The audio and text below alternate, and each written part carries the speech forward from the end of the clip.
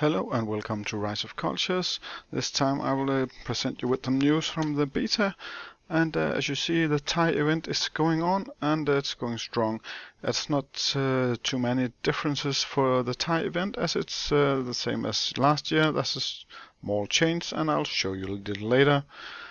Also, we have a mini event going on. It's called German Units Day. I'm this far so far, and I'll keep moving forward and see what it holds.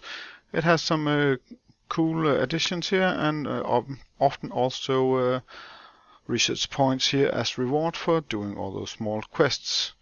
I'm not sure if this will hit live at the same time as each other as it does here on the beta, but well, it's a short event and it's supposed to last about 7 days, and I saw it first, so it'll be a short and nice addition to all of you.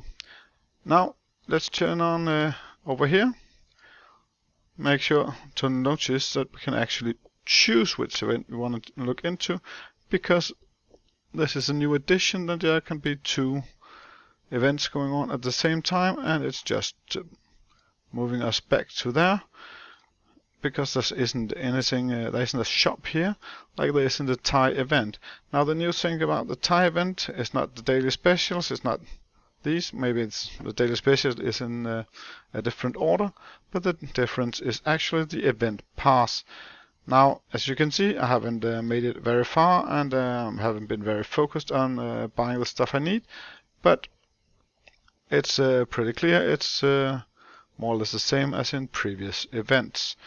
Now, as a last thing, I have a small hobby over here in the side. It's called I keep track of all my doings in these new events, so I have a full complete set of the event tasks, and I also have of the daily specials, and